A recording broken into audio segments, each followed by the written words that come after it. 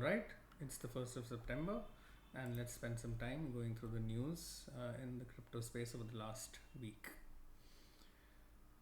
So WazirX has tweeted on 24th of August that they're going to pursue this restructuring path, which will raise some concerns, but they want to emphasize it's the most expedient and legally sound approach, and the fact that there are external parties who are not invested in the platform who may attempt to prolong the situation for their own reasons. Please keep in mind this is not a bankruptcy or liquidation, as those paths would take several years to resolve. They went on to say on 26th that eligible users will now be able to withdraw up to half of the 66% limit of INR balances, which they had announced earlier last week. There was also a tweet in which Nishal responded and addressed questions that were regarding the crypto exchange's ownership and operations. Crypto influencer Pushpendra Singh was in conversation, and Nishal Shetty basically said that he's operating the exchange on the behalf of on their behalf. Sorry. Yeah. So basically, Pushpendra had asked, how come you have access? How come you, if you're saying that you don't, as WazirX, have access to the platform, how are you able to reverse trades? How are you able to cancel trades, so on and so forth? I believe when pressed for details, Shetty cited confidentiality obligations, limiting his ability to provide specifics on how trades were being managed without apparent administrative access. Like we touched upon just now, initially allowed to withdraw up to half of their available 66% balance. However, this process was halted due to what Shetty describes as massive INR freezes. On 28th, they gave an update saying they filed for a moratorium with the Singapore High Court, which will provide the necessary space to restructure crypto liabilities, and a town hall will be held in the week commencing 2nd September to explain key features of the moratorium and the scheme. Same article, same thing the article talks about. It intends to develop a plan that allocates the impact from the cyber attack pro rata across users. CoinSwitch, which is a competing exchange, has said that it has no choice but to sue WazirX to recover its lost deposits. So WazirX has filed a moratorium asking for time to develop a restructuring plan, which represents the most efficient way to address users' cryptocurrency balances and facilitate recovery for users. WazirX is in talk with 11 companies, who some of whom have expressed interest in providing rescue financing or partnering. And the platform has a user base of 16 million users, of which around 4.4 million maintain crypto balances. As of 24th, WazirX has received more than 9,700 withdrawal related emails and 4 legal notices. And they have also set aside $12 million in crypto tokens to meet anticipated costs for investigations and legal expenses. So things seem to be moving forward slowly but surely. This is their tweet talking about the town hall that will be happening tomorrow at 1:30 p.m. IST to discuss the proposed restructuring. Moving on, there's a Bitcoin miner, Rodium, which received court approval for getting a loan in either BTC or USD. The company was authorized to choose between receiving a $30 million or a 500 Bitcoin loan from Galaxy Digital. The US dollar loan would have a 14.5% annual interest rate, whereas the Bitcoin loan would be cheaper at 9.5%.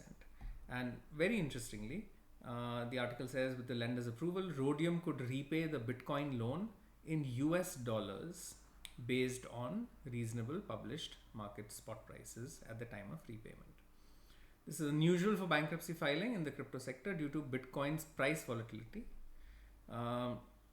So Rodium filed for voluntary bankruptcy under Chapter 11. According to the document, their debts range from between 50 to 100 million, whereas total assets are valued between 100 and 500 million dollars. By filing for bankruptcy, the company can reorganize its debts while continuing to operate. This allows it to negotiate a revised repayment plan under new terms. And firms like Rodium have been facing significant pressure due to the reduced mining rewards following the Bitcoin halving in April. So, as many of you would know, over time from 2008 onwards, the block rewards every 10 minutes have been dropping every 4 years. So, it started at 50 Bitcoin every 10 minutes, went down to 25, went down to 12.5, went down to 6.25, and now they are down to 3.125. And what happens usually after the halving is all the miners who've been involved in mining Bitcoin will overnight start getting half of their Bitcoin in terms of the mining rewards. And because prices don't automatically double overnight at the same time, this leads to cost pressures on miners, and the ones who are not very efficient. Historically, we've seen they end up getting acquired or they end up shutting down because they're not able to compete in the reduced revenue that they are getting through Bitcoin mining. So this consolidation of miners happens every 4 years, and it usually happens around this time, which is right after the halving. Hong Kong announced a sandbox to accelerate tokenization use cases. New initiative is dubbed Project Ensemble Sandbox, and the objective is to test and refine the use of tokenized money for interbank settlements and transactions involving tokenized assets. It's set to focus on 4 main themes: fixed income and investment funds, liquidity management, green and sustainable finance, and trade and supply chain finance. Banks have already connected their tokenized deposit platforms to the sandbox, allowing for real-time testing of payment versus payment and delivery versus payment settlement.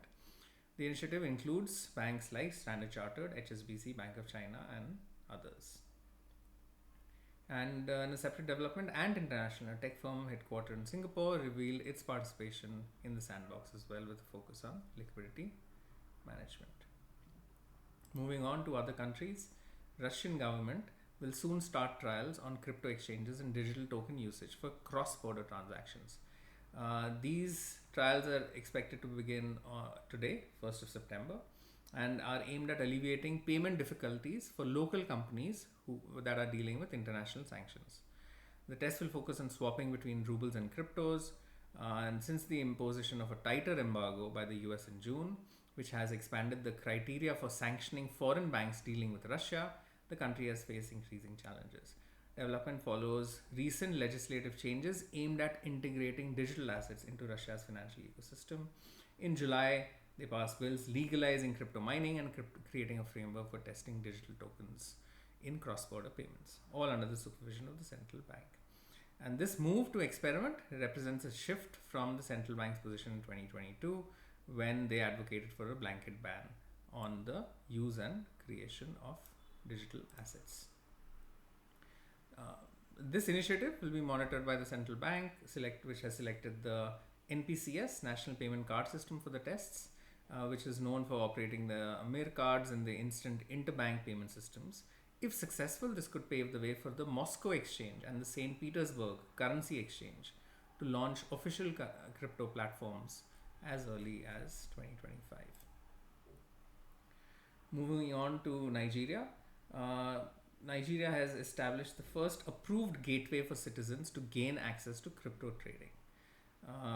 Crypto platform Quidax said on Tuesday it's the first known exchange in Nigeria to receive a provisional operating license. However, Wednesday they informed that they are still awaiting final approvals. It would be a significant step in the direction of crypto acceptance from the government, where both the Nigerian SEC and the central bank have a history of hostility towards the industry. It was said that this is more a result of years of collaborative effort that takes time to ensure that resources are put in place to ensure compliance. In June, SEC gave local VASPs, virtual asset service providers, 30 days to re-register their business with the agency. And just last week, Nigerian SEC chief said that licenses were coming sooner than you think. So with a license, Quidax will be able to collaborate with banks and other financial institutions and goes on to say that the central bank has barred banks from enabling crypto transfers in 2022, but has since lifted that restriction late last year. However, in a June 23 circular, the agency still warned Nigerians to be wary of investing in crypto assets. And Nigeria has also detained senior Binance executive, who his family says is suffering immensely in prison. As this goes on, you also have local people within Nigeria who are fighting this. So there's a Bitcoin advocate, James Otudor, who has sued the government for clamping down on Nigerians' right to acquire, own, and trade digital assets. Okay? And this is not exactly what happened in India in the court case, but similar. The line that was taken there was also about infringement of rights. That was more along lines of infringement of rights to run a business, run a legal business on behalf of crypto exchanges and all of that. This is looking at it from an individual's right as a citizen, as a Nigerian citizen, to be able to do what they want to do. Okay. Moving on, Coinbase CEO Brian Armstrong has briefly tweeted and talked about how his initial expectations for the growth of crypto payments did not play out as anticipated, with trading instead becoming the dominant force in the first 10 years. Right? It says that trading was the best business in crypto for the first 10 years, thought payments was going to be the first killer app. However, pointed out that the infra for crypto payments is steadily improving and that adoption has already begun. This is also an article which is written from a Coinbase point of view. This is written by Philip Martin, who's the Chief Security Officer at Coinbase, and goes on to talk about how, firstly, it is so mainstream that it's part of the 2024 election discourse in the US. Important to keep in mind that over 50 million Americans of all political stripes have owned crypto, and that it naturally becomes a bipartisan issue. Unfortunately, a vocal minority have persisted in pushing a false narrative that crypto's primary use case is money laundering or illicit finance. Reality, that's a powerful tool to track and stop criminals, which is why most crooks avoid using it.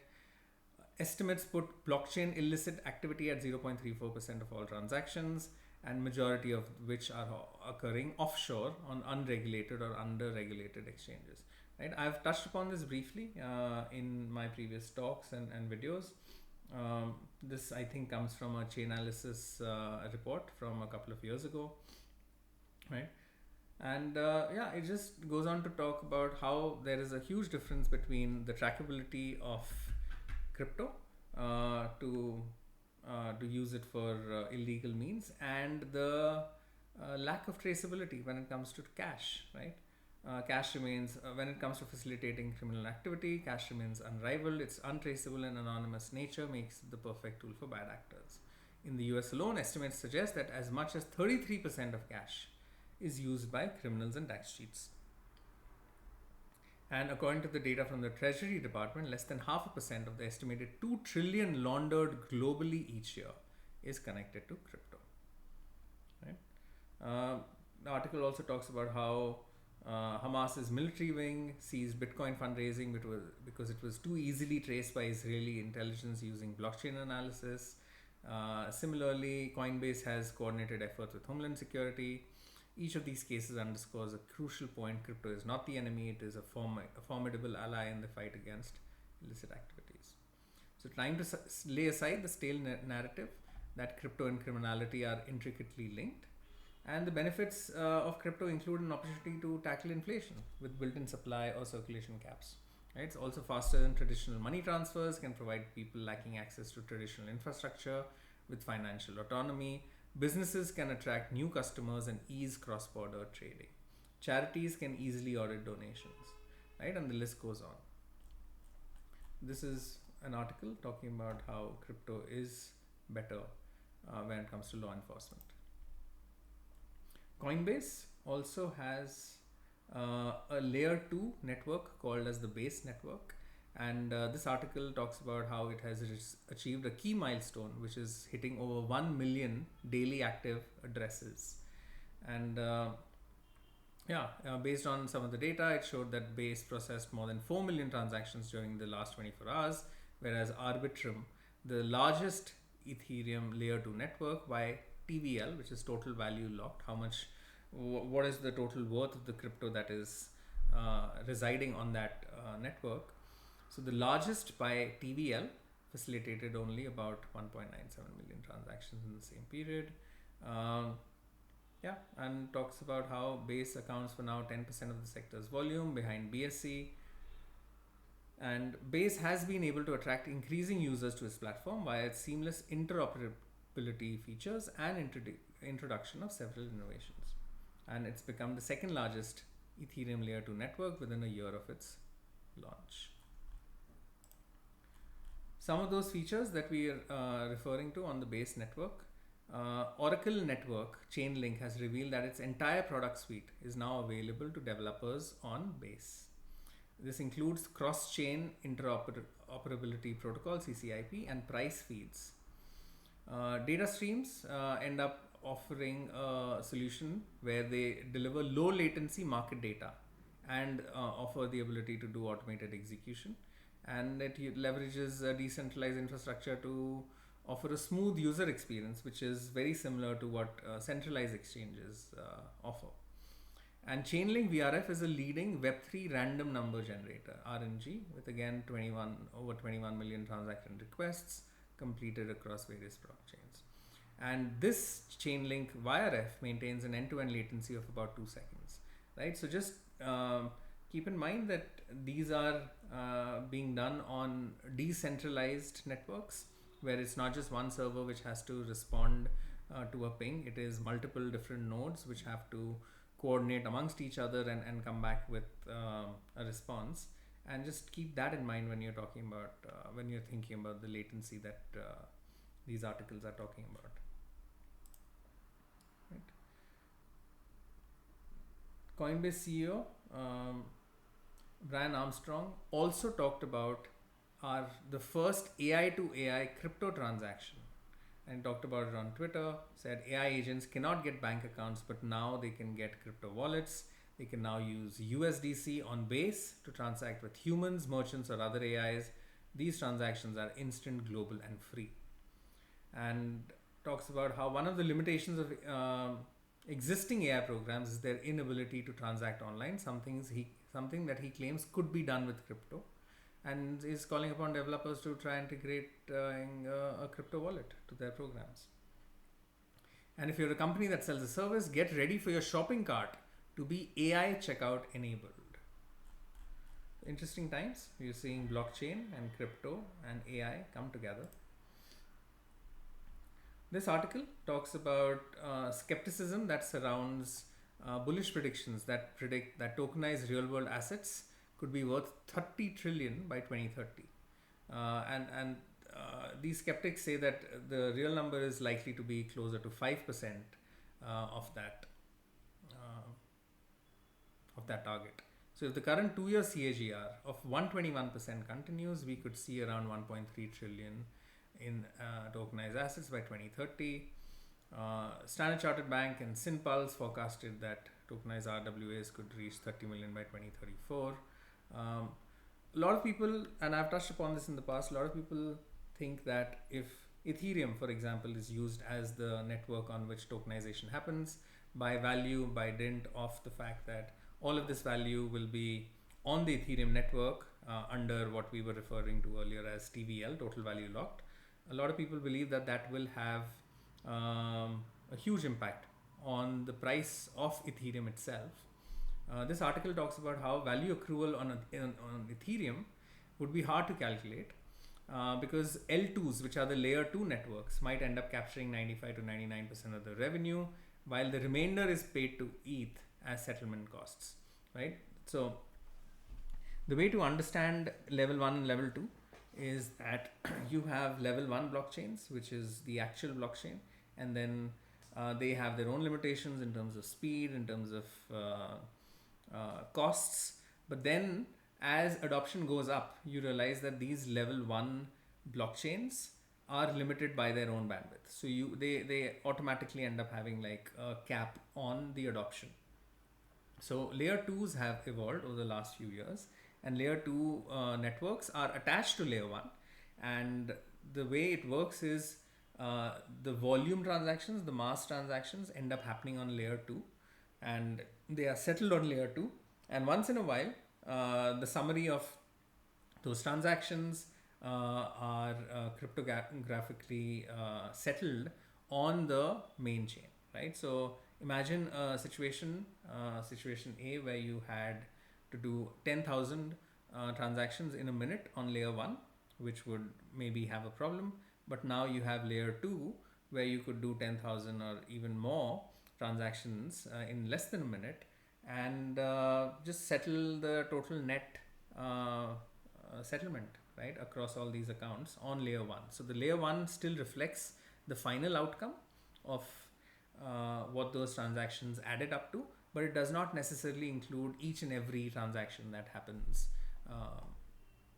So that's the difference. So here it says L2s are unlikely to give up their cash cow and allow Ethereum to scale the L1. In June, McKinsey said that tokenized financial assets are on track to reach a market size of about 2 trillion by 2030, which is similar to 1.3, 1.4 we were seeing.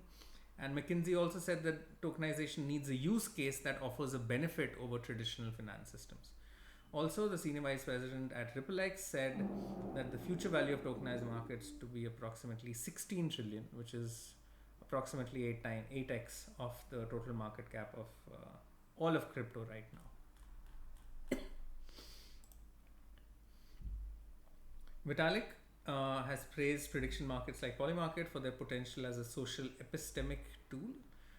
He argued that these platforms offer a unique way for the public to engage in collective forecasting about significant events. And he says that prediction markets provide insights that are less susceptible to the editorial biases commonly found in traditional media and social media platforms. Also highlighted the potential use of these markets in governance, right? There are other critics who've expressed skepticism about Buterin's view, and they argue that the polymarket election-related markets resemble traditional gambling more than they do unbiased forecasting tools.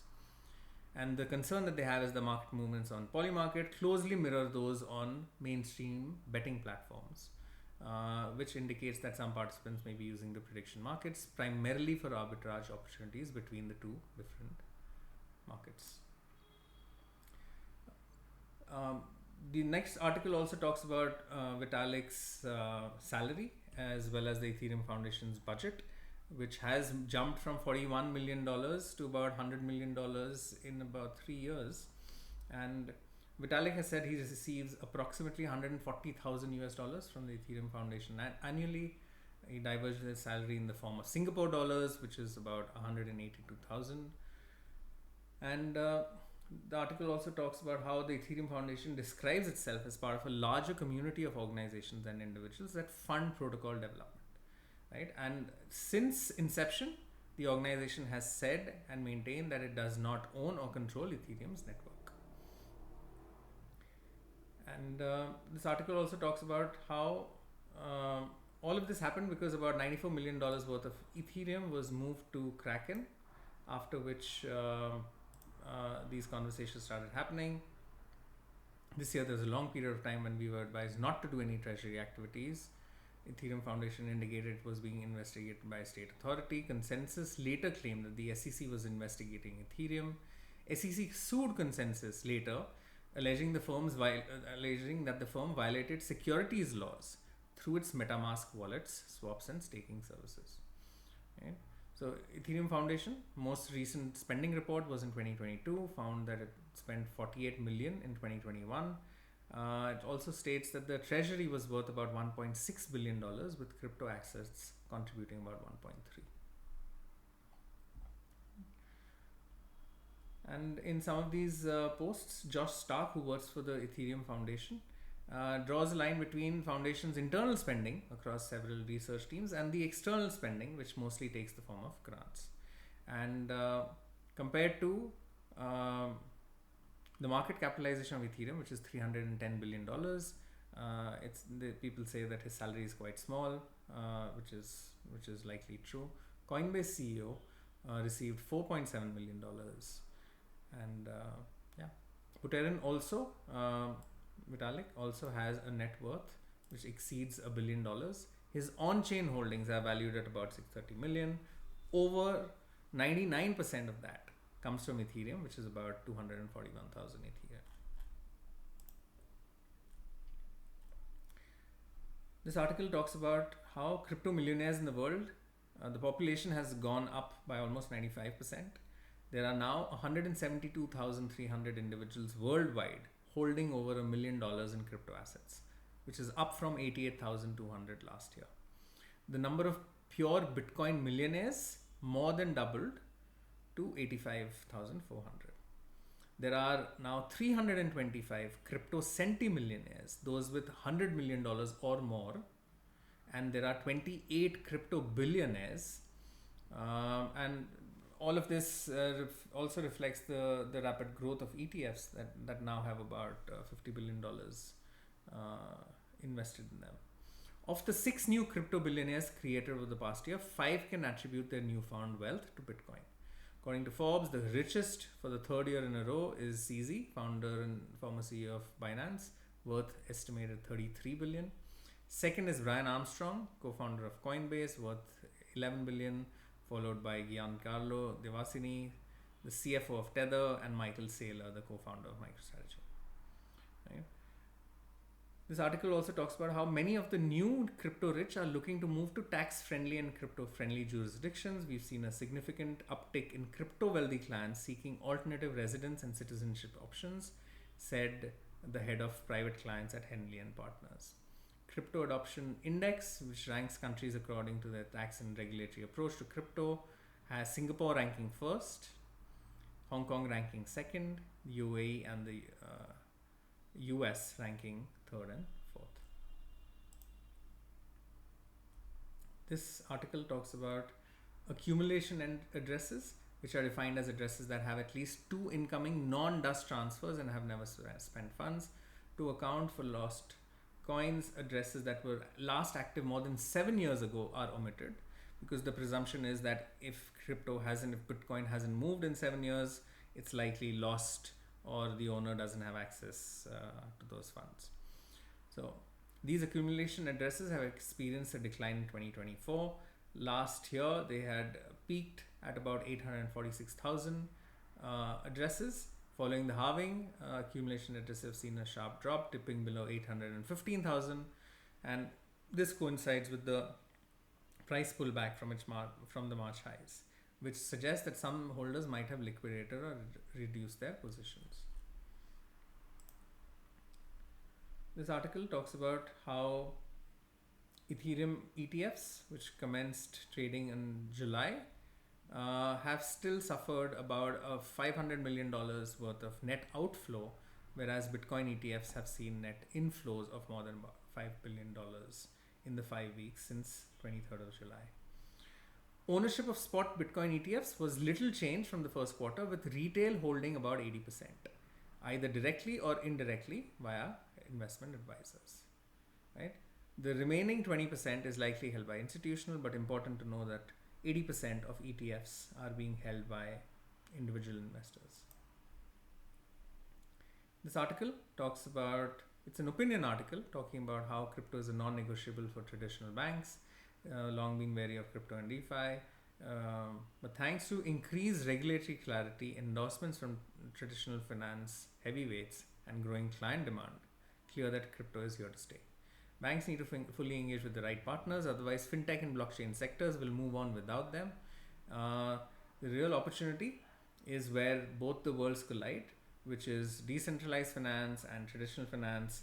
Many banks are realizing crypto is more than just a new asset class. It's an opportunity to retain and attract clients who are drawn to crypto's higher returns and opportunities for diversification. So what can banks do? They can diversify product offerings. They can offer staking as a service. They can get into tokenization. They can get into blockchain powered settlement, which will help them meet and exceed the T+1 settlement standard that many major players are currently struggling with. And trust being a bank's most valuable asset, We're likely to see many more investors continue to move their funds into entities that they can trust, even if these entities are pricier. So a likely scenario is C DeFi. So by leveraging DeFi's technical components and CeFi's KYC and AML requirements, we are looking at C DeFi models. A bank should take advantage of DeFi's features, offering flexibility, more efficient systems, and innovative financial products to offer customers new opportunities for yield. Same time, CeFi or traditional finance brings hundreds of years of experience in financial systems governance and customer servicing. Okay. This was it. Thank you for your time. I'll see you next time.